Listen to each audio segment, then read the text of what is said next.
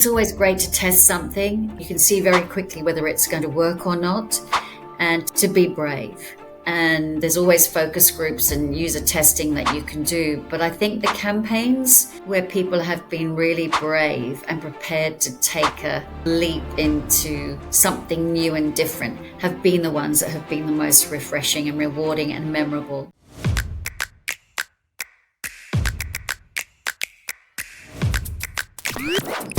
Welcome to Growth Unlocked, Beyond Scale.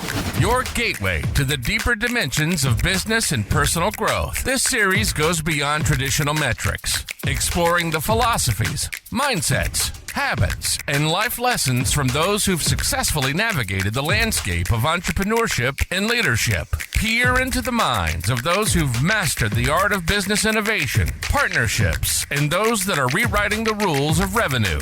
Tap into their actionable advice and practical playbooks that can be used to unlock growth in your own world. Welcome back to another episode of Growth Unlocked. I'm your host, Kieran Cron.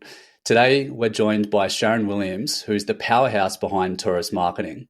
With decades of experience shaping over 2,000 global brands and pioneering the no-bull approach, Sharon brings a wealth of knowledge in PR, branding, and business growth. If you're looking for actionable insights on how to fast-track your career, align your brand with your business goals, and thrive in today's fast-paced world, then this is an episode that you don't want to miss. Sharon, thank you so much for joining us. Oh, pleasure, Kieran. Lovely to be with you. Sharon, your no-bull approach has been a pretty signature part of your success at Taurus Marketing. What personal experiences shaped that approach to your ethos? I think, I am a Taurian. I'm not really into star signs, but I did look up when Taurus, the word, was the first word that came into my head when I was naming my company.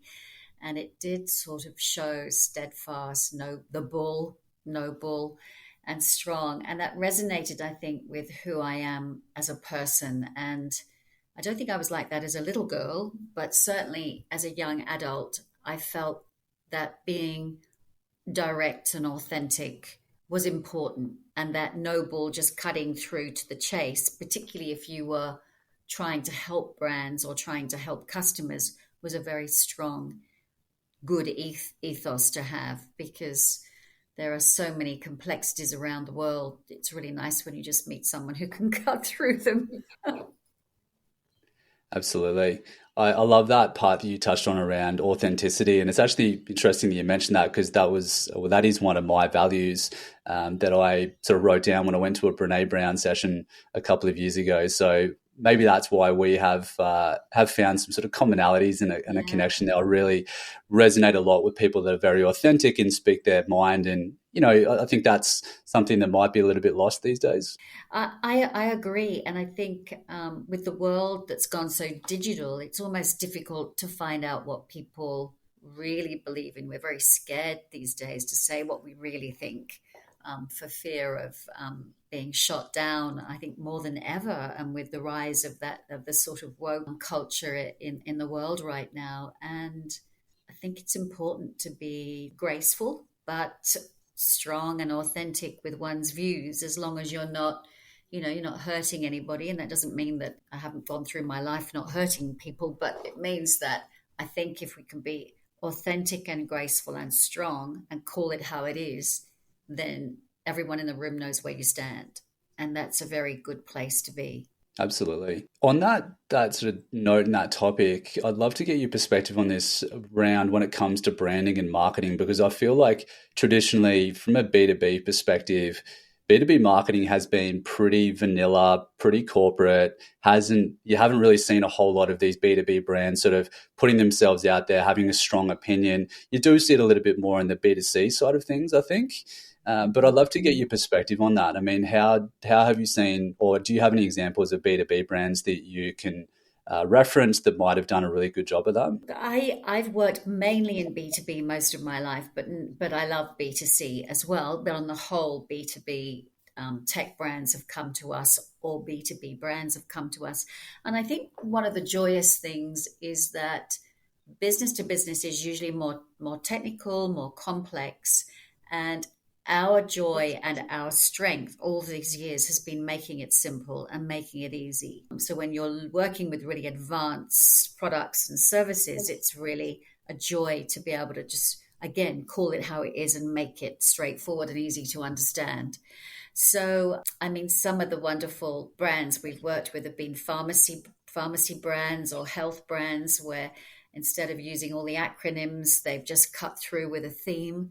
I've had wonderful religious campaigns, Bible Society, Seventh day Adventists, not for profit campaigns, Clean Up Australia, Save the Children. So I've got like, gosh, a smorgasbord of case studies to choose from. But certainly the ones where people have been willing to take a risk and do things perhaps differently to how things have been done before are the ones that have been the most joyous and the ones that are written up in universities today as case studies of our work. And with the experience you have working with so many different brands, what advice would you give to a go-to-market leader, someone that is, running and having a big impact on the sort of strategic direction and branding of a B2B business? What advice would you give them if, they might be hesitant to put themselves out there? Well, I think it's always great to test something. You can see very quickly whether it's going to work or not, and to be brave. And there's always focus groups and user testing that you can do. But I think the campaigns where people have been really brave and prepared to take a leap into something new and different have been the ones that have been the most refreshing and rewarding and memorable. Yeah, love it. That's great advice. Thank you. On that note, I mean, what do you see as being the biggest mistake or mistakes that companies make when it comes to aligning their brand with their business goals, and how can they avoid it? Well, I think one of the biggest issues that we face, and I faced this before I founded Taurus, was the disconnect between sales and marketing. And I think you'll love this, Kieran, because I met you through HubSpot and always found you so authentic and such a pleasure to deal with. But you can do all the brand and marketing you like and deliver the leads, and then they don't actually get closed, and they don't get followed up. And I see that time and time again, that miss between brand and then fulfillment. On a consumer brand, of course, that's supply and demand. But for a B2B brand, I think it's a case of grabbing that opportunity and closing the deal. And I see time and time again that we can do the great work and get those leads generated, but someone needs to close them. And that's something that is still an issue out there. And I have a very low tolerance level for salespeople. I am a salesperson and my children now work in sales. And a salesperson's got to sell and they've got to close a deal. And if they don't, then I don't think there's many other jobs in the world that would allow someone to go on so long before they actually close a deal. So I would be saying to brands, your salespeople are the most important. And you've got your marketing departments, your strategists, your PR, your ad people building the brand. But the sales process has got to really, really see that through. And certainly, again, drawing a parallel, that's where I first met you. In helping us being able to make sure that happened. Absolutely.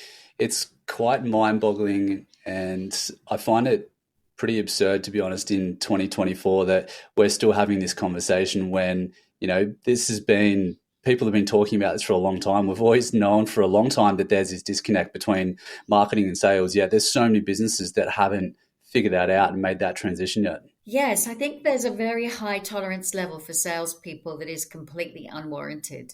Salespeople are there to sell, and if they don't, they shouldn't be there. And I remember being at my first tech job when I was 21, 22. I was working for a technology firm and I was delivering all these fabulous leads.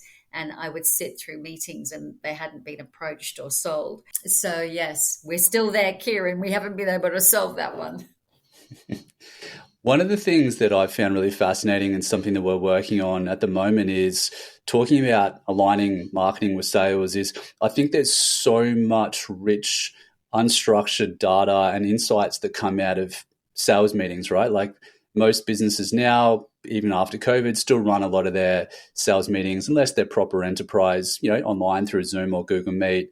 And these calls that get recorded, the information that comes out of those, the words of the customer, the insights, the tonality, these common themes that get spoken about between a prospect and a salesperson are absolute gold. And I think there's a huge opportunity to mine that information, that data, and feed that back into the marketing team to be able to create messaging, sales collateral, all those kind of things that are like really focused on the customer and what their voice is. Oh, I could not agree more. And it might have seemed like I was just knocking the salespeople, but I'm not. It's they are the most precious resource for the marketing and PR teams. And when we go into a client, Taurus, we're always keen to get the salespeople on site straight up. And even if usually we work with the CEO and the directors. Sometimes we work with the marketing teams, but we want to talk to the salespeople, and often we'll have coffees with them right up front to make sure that we've heard it from the horse's mouth, because these are the people at the coal front hearing back and almost hearing what's next. What might the customer want now, but what might the customer want next? Could not agree more. Salespeople are very precious from that perspective. Absolutely. Yeah, they're really at the coalface of the business, aren't they? So I think those insights are so valuable. Yeah. Which is why we need our salespeople to ask lots of questions and do lots of listening. My sales training from years and years ago was very much, as a salesperson, you should be silent and not talking and asking lots of questions. And that two ears, one mouth scenario.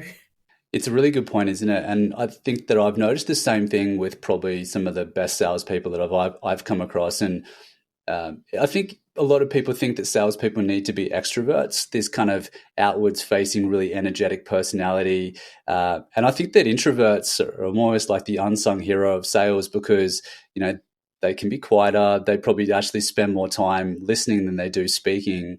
And I'd probably even call myself an introvert. Maybe that's me kind of thinking about myself, but I think there's something to be said for that. And I couldn't agree more that asking deep, thoughtful questions and having intent behind why you're asking that question, not just for the sake of asking a question, is extremely important. Yeah, absolutely. I couldn't agree more. And so often invest in sales training in my own business so that we keep ahead of that curve. And also, it's to be a forgiving.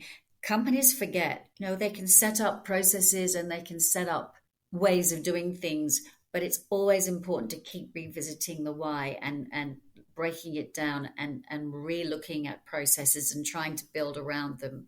And some of the businesses that I've worked with who are the most successful, I'm thinking of companies like Data, they have the most extraordinary processes in play after 40 years of being around, but they still invest in their people to do that soft skills training around those processes to bring them to life. I love that. Yeah, that's awesome.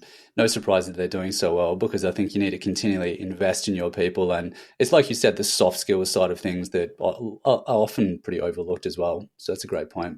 I guess sort of thinking about where I see or have seen businesses evolving in the last, let's call it decade, where, typically it was the company or the brand that was, the predominant figure, but now we're seeing that it's the founder or the CEO or like one of the leaders that are becoming the face of the brand. A great example is probably Elon Musk and Tesla.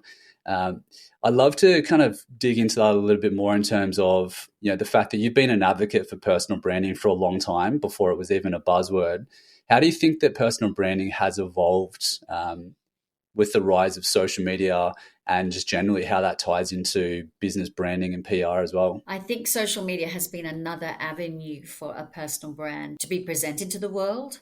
And people often mistake that it is that social media persona that is a personal brand. But of course, it's not. It is still how we leave people feeling, how we greet people, how we dress, how we walk, how we speak, how we follow up, whether we're polite, whether we remember the small details that we need to. So while it's important to have a social media persona, whether that's Instagram, on Facebook or LinkedIn, far more important is what do you stand for and where do you want to go, and how do you want to get there, and who do you need to influence and build rapport with on that journey to get there on purpose and with purpose.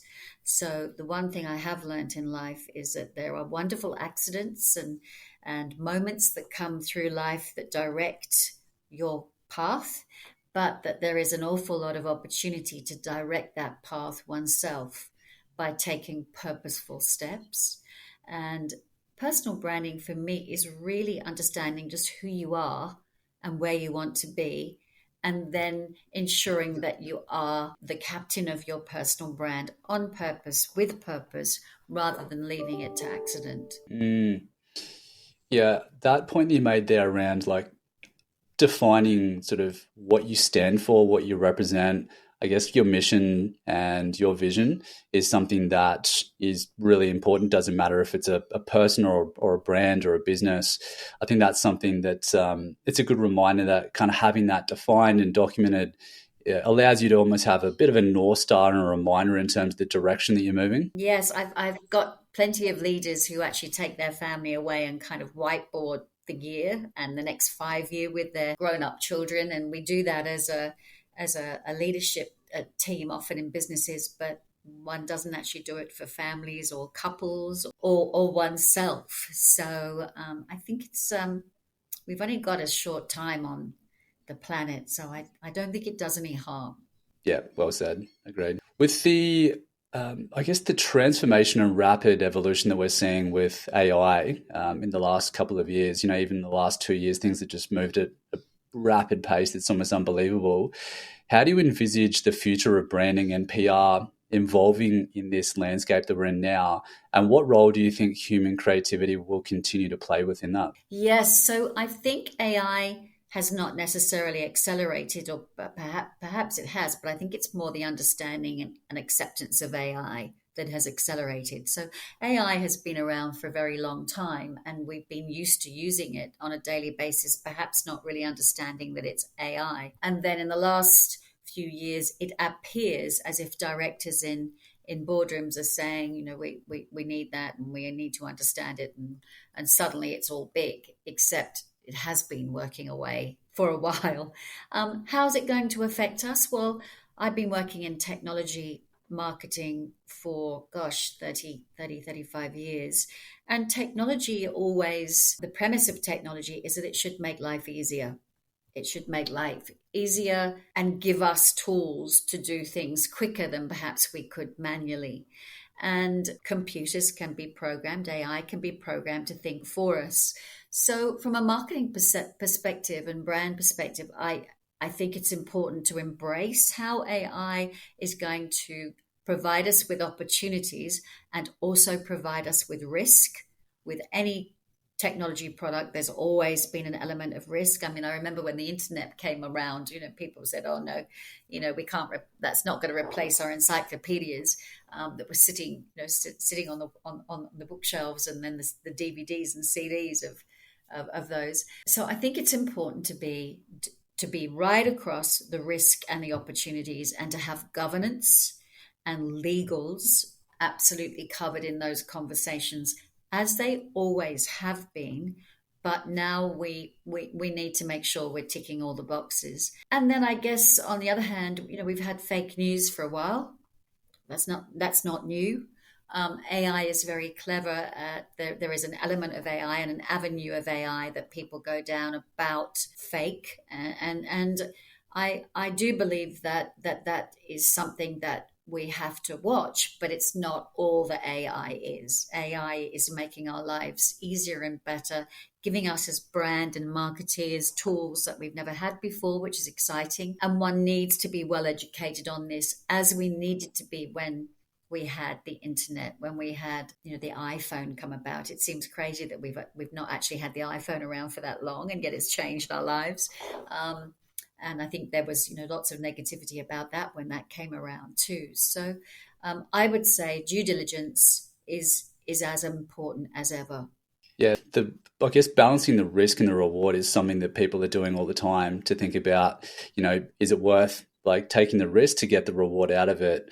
And, I think it needs to be considered within context of sort of the market that you're serving, the kind of business that you're in, and the role that you're in as well. But I think, look, and your point around the fact that AI, it's not new, you're right, it's been around for a long time. It's more so just the advent of generative AI and the ability to interact with it through this kind of chat style conversation.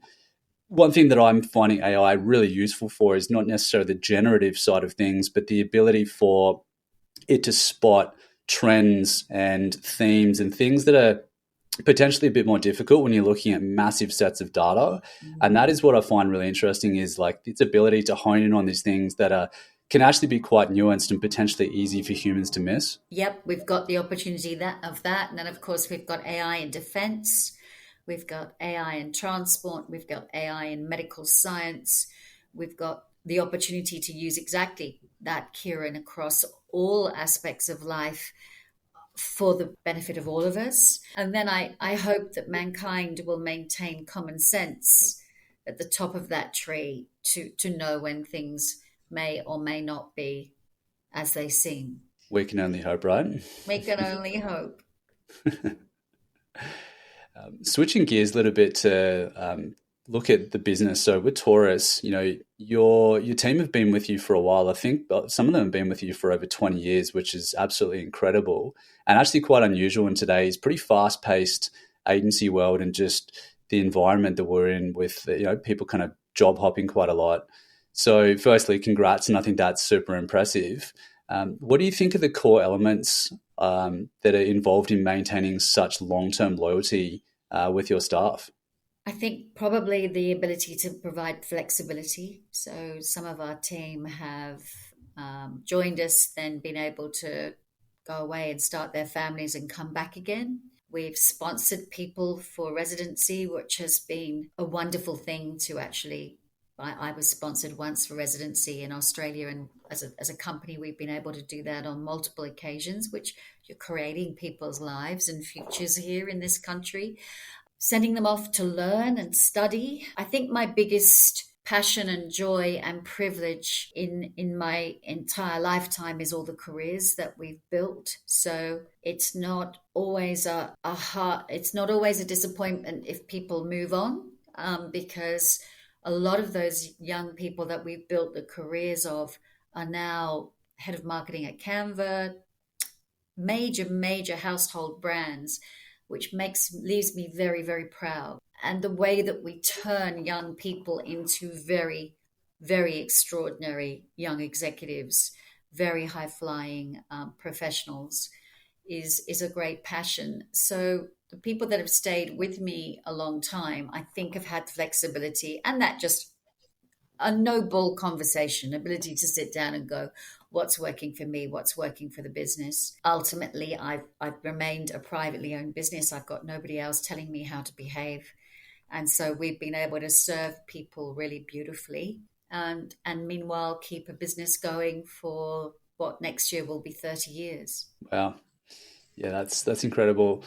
I guess what I hear you saying there is it sounds like you have spent a lot of time investing in the growth, the development, the success of your people, really, you know, being very people first in terms of understanding sort of what motivates them, and that naturally creates a good long-term relationship. So it's not transactional, it's very long-term thinking.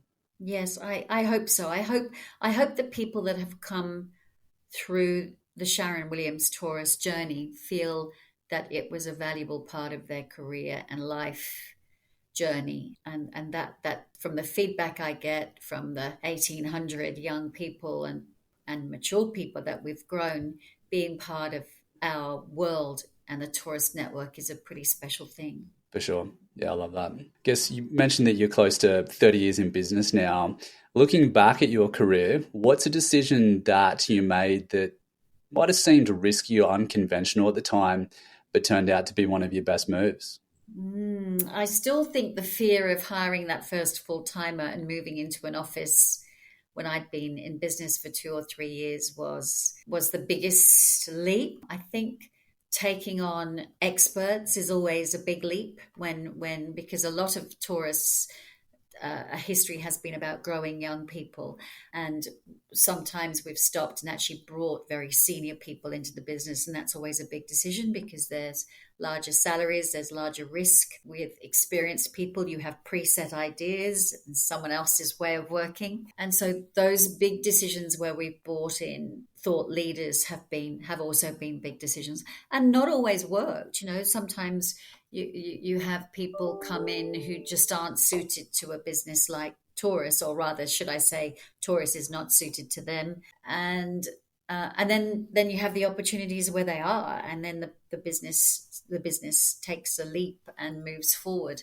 Probably one of the more recent big decisions was to invest in Taurus Shop, which is an AI generated way of selling our services online. So the idea was that as I back out of the business and move into my third age, how do I keep Taurus growing? There's been times when I've had health challenges with breast cancer, and how do I keep this business going in the events like those?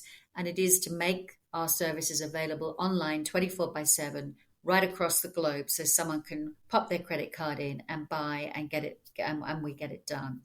And that was a $500,000 investment, and it's been great to see it working. That's pretty ingenious and very different style of thinking to what I'm sure most PR slash branding companies like the space that you play in are doing. So it definitely takes, like you were saying, a lot of courage to test things out and obviously throw a pretty decent amount of cash at that. But I'm glad to hear that it's working out. The part that you mentioned before there around sort of removing yourself from the business, I can imagine that that's probably a pretty major challenge for a lot of founders that still are pretty involved in the day-to-day of the business. And so, any sort of advice you might give to other CEOs, business leaders that are sort of thinking about the future in terms of how they remove themselves so the business continue to run itself? Well, I've been lucky enough over the 29 years of Taurus to have 5 or 6 general managers for 5 to 6 years each plus. And a year ago, I gave the title of managing director to Samantha Sacco, who's been with me for 7 years from an intern. So she wasn't the first leader to run Taurus, but certainly the first to be given the title managing director. So I've always had these wonderful number twos who ran the business and allowed me to have some freedom. I mean, whether that was stepping back through 3 diagnoses of breast cancer, whether it was having my 3 children, whether it was taking some time out for medical or health reasons or any other reasons, they have been instrumental in the growth of Taurus. So I think the biggest thing you can do is when you've got a business is make sure it's not about you. And this is not the Sharon Williams show. This is a company that exists on its own. And indeed, one of the first pieces of advice I got when I was starting Taurus is not to call it my name, because otherwise it wouldn't have a legacy. So Taurus very much works without me. It very much is its own entity. And Samantha has been leading it now for, pretty much the last 3 to 4 years. So I feel very lucky, Kieran, that I'm not a slave to the business. I'm proud of it and it's my baby, but it very much is its own thing.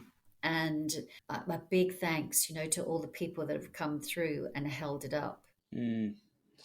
It's impressive, yeah. And I think that there must be something to be said in terms of your ability to look for and then sort of nurture those kind of characteristics that has someone in that sort of GM position, that MD position, which has got to be quite frightening, I guess, when you started to do that, because you're like, this is my baby, I've built this, and then someone else is going to start running the show. That's got to take a real eye for like the kind of person that would be well suited for those roles, and then not just select them, but also nurture them in that role at the same time. Yeah, I mean, how lucky am I to have had that? And those people are still very close to my heart, those individuals who grew with Taurus and then took the responsibility on and have moved on to wonderful things. I mean, amazing places in the world as people and as professionals. So I'm optimistic. I'm also very sure that life deals what life will deal, and what goes around comes around. And I am very lucky to, at the moment, have this extraordinary young woman working for the good of the Taurus brand and our clients and our staff. Yeah, I'm excited to see her take the business forward. It's going to be cheering her on from the sidelines. Sharon, sort of thinking back again even further, like let's say to your 18-year-old self, if you could step back in time and have a conversation with yourself at that point in history, what wisdom would you share knowing what you do now? Oh gosh, 18. What was I at 18? Oh, I think I was gutsy on the one hand and then frightened of everything and the other. I think 18, I was excited and awe-inspired at what life was going to be. If I could go back and speak to that person, I'd probably say drive decisions rather than waiting for them to happen. I think my 20s and 30s, my 20s were very much about what happened to me and about what decisions I made within those instances, whereas I could have gone back and actually driven some of those decisions. But I don't think, Kieran, I'd change anything. I think I've had an interesting road. Yeah, you sure have. And I think you've got to be proud of what you built because, not everyone can do it. So you definitely want to look back and take stock on those kind of things. And yeah, I think a lot of other female leaders can take a lot out of what you built. So you've got to be proud of that. Thank you, Kieran. Wrapping it up, always love to try to leave, a couple of little pieces of actionable advice for the listeners. Mm-hmm. What would you recommend or what would you suggest for business leaders and go-to-market leaders that would be tuning in today to strengthen their brand? And what could they do to start implementing that immediately? Okay, so I would look at a 12-month plan. So I'd look at business objectives and ideal scene. Where do you want to be in a year? Be absolutely black and white about that with SMART goals, and then break it down into 90-day plans and analyze that on a weekly, monthly basis. So you can't build Rome in a day, but you can, within a time frame, get certain things achieved. And I think people too often look at too much, whereas if you just look in 1 year and you can do a 5-year plan, but if you break it into 1-year plans and they break it down from there, and then you break it down into 90-day plans and you break it down into months and weeks, then you can really get stuff done. So it's actually about being targeted, that bullseye strategy methodology that we've created, being targeted and looking at your ideal scene and working backwards. Yeah, that's perfect. I think it's very easy to look at these big lofty goals and then never really make any real progress. But I think breaking those down, I came across recently a concept by an author called the vivid vision, which is something that I really love and resonates with me. I think, even thinking to like 5 years ahead in the future, it's nice, but I think it's almost hard to sort of realistically look beyond like 3 years is what he talks about. And then breaking that down into those quarters just allows you to focus, right? And that's what a lot of it is about, is just staying focused and prioritizing the things that are going to help you to move in the right direction. Mm. And then, of course, you go and live in China and they've got their 1,000-year and their 500-year plans, which blows all that out of the water. But True. I'm really happy with 3 and 1. Yeah. Likewise. Sharon, thank you so much for your time. If our listeners want to connect with you, follow you, where's the best place for them to find you?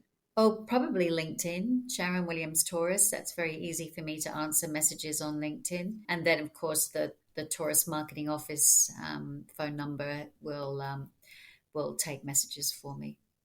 Amazing. Sharon, thank you so much. Really appreciate your time. Oh, pleasure, Kieran. Thank you. Cheers. Thanks for listening to this episode of Growth Unlocked Beyond Scale. If you enjoyed the show, it would really be appreciated if you can leave a 5-star review wherever you consume your podcasts. And while you're there, Why not subscribe to the channel so you don't miss any future episodes? If you'd like to learn about how to drive profitable scale in your business, gain clarity on your direction, and improve your business valuation, click the link in the show notes to connect with Kieran.